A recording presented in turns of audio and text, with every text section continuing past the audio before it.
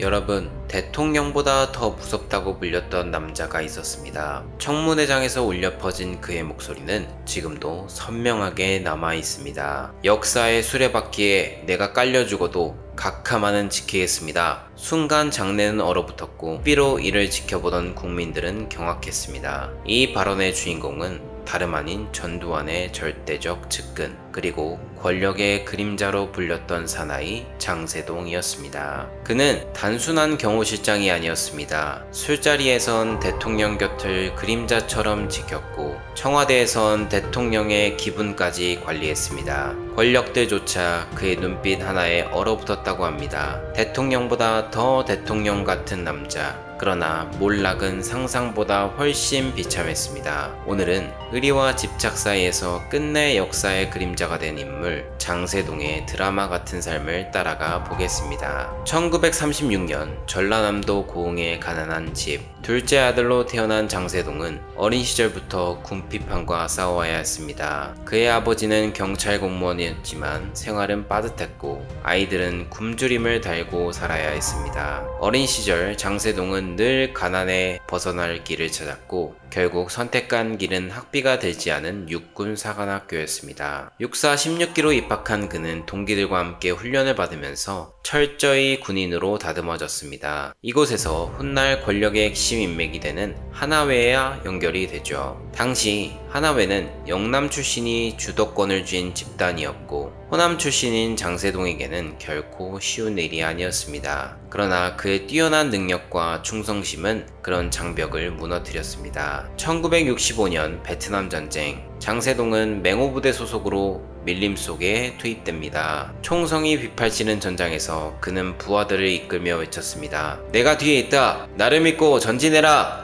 그러던 중 베트콩의 총탄이 그의 어깨를 꿰뚫었습니다. 피가 솟구쳤지만 그는 쓰러지지 않았습니다. 권총을 꺼내들고 의무병에게 단호하게 말했습니다. 부하들부터 치료하라. 나는 마지막이다. 그의 행동은 언론에 보도되며 장세동을 참 군인으로 만들었습니다. 그리고 이때 운명적인 만남이 찾아옵니다. 그를 병문안 한 장교, 바로 중령 전두환이었습니다. 전두환은 장세동의 손을 잡으며 말했습니다. 자네야말로 육사의 체면을 살렸네. 짧은 만남이었지만 장세동은 그 순간 결심했습니다. 이 사람을 위해 목숨을 바치겠다. 훗날 대한민국 현대사를 뒤흔든 충성과 집착의 시작이었습니다. 1967년 장세동은 전두환의 곁에서 본격적인 군생활을 이어갑니다. 수경사 30경비대, 특전사령부 등에서 늘 전두환과 함께하며 신뢰를 쌓았습니다. 두 사람은 상관과 부하를 넘어 매우 두터운 신뢰를 형성했습니다. 1979년 12월 12일 대한민국 현대사를 뒤흔든 군사반란, 그날 밤 장세동의 사무실은 신군부 세력이 집결하는 핵심 장소였습니다. 그의 아내 지경자는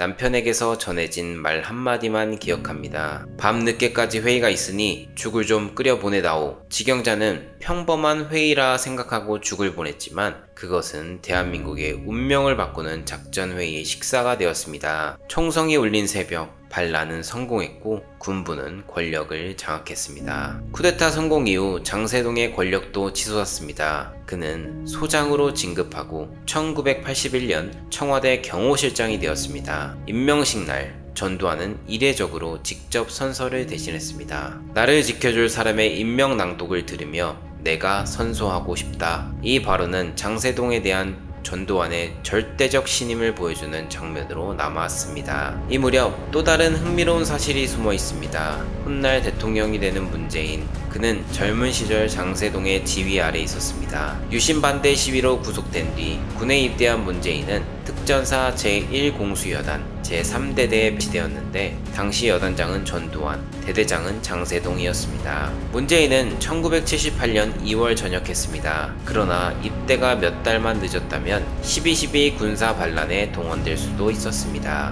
문재인과 장세동이 상관과 부하로 만났던 사실은 역사의 아이러니라고 할 수 있습니다. 청와대 경호실장이 된 장세동은 심기경호라는 개념을 도입합니다. 대통령의 신체뿐 아니라 마음까지 지켜야 한다는 발상이었습니다. 그는 청와대 산책로의 돌뿌리까지 제거하고 겨울에는 눈을 녹이는 약품을 뿌리게 했습니다. 대통령이 불편을 느끼지 않도록 모든 변수를 사전에 제거한 것이죠. 술자리에서도 그는 늘 전두환 옆에 앉아 있었습니다. 대통령의 말을 놓치지 않기 위해 옆에서 받아 적었고 항상 단정한 모습으로 대기했습니다. 전두환은 종종 농담처럼 말했습니다. 세동아, 너 때문에 술맛이 떨어진다. 그러나 그 농담 속에는 믿음과 의존이 담겨 있었습니다. 권력자들조차 그의 눈빛 앞에서 움찔했습니다. 그래서 사람들은 그를 남산의 황제라고 불렀습니다. 1987년 박종철 고문치사 사건이 세상에 드러나며 민주화의 불길이 전국으로 번졌습니다. 장세동은 이를 덮기 위해 수지킴 간첩 조작 사건을 기획했습니다. 그러나 진실은 끝내 드러났고 여론은 들끓었습니다. 사람들은 말했습니다. 죽은 종철이가 산세동이를 쫓아냈다. 민주화의 거센 물결은 결국 장세동마저 몰아냈습니다. 1988년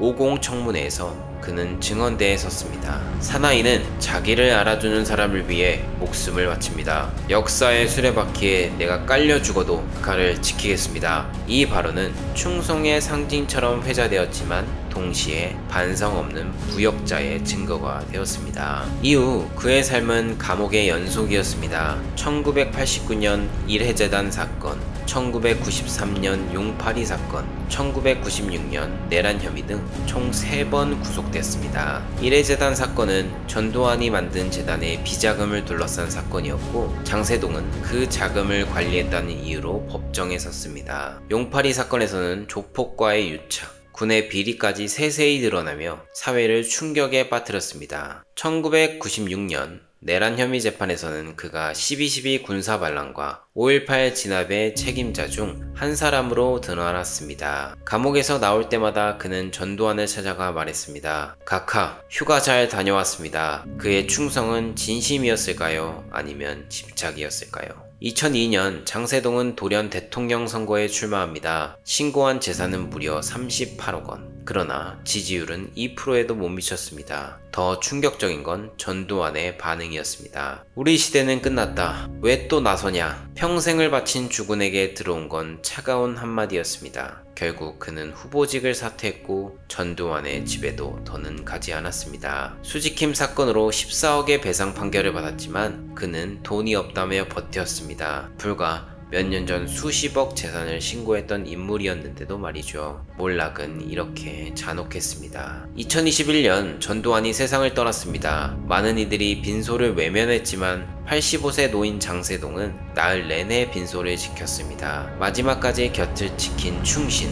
그러나 동시에 끝내 반성하지 않은 권력의 그림자. 사람들은 지금도 묻습니다. 그는 의리의 사나이였을까요? 아니면 비극적 집착의 화신이었을까요? 장세동은 가난한 소년에서 전장의 영웅이 되었고 권력의 정점에서 남산의 황제로 군림했습니다. 그러나 그의 충성은 민주주의를 억압하는 칼날이 되었고 결국 역사의 무대에서 몰락했습니다. 그의 삶은 의리와 배신, 충성과 집착이 교차한 한국 현대사의 비극이었습니다. 여러분이라면 어떠셨을까요? 평생 한 사람에게 이렇게 충성할 수 있겠습니까? 아니면 나라와 민주주의를 위해 등을 돌렸을까요? 오늘 이야기가 흥미로우셨다면 구독과 좋아요 부탁드립니다. 여러분의 관심이 다음 영상을 준비하는 큰 힘이 됩니다. 여러분은 장세동을 어떻게 평가하시나요? 끝까지 의리를 지킨 사나이였을까요? 아니면 권력의 부역자였을까요? 댓글로 생각을 나눠주세요. 다음 영상에서는 또 다른 권력의 뒤편에서 세상을 흔든 인물의 숨겨진 이야기를 준비했습니다. 기대해주세요. 감사합니다.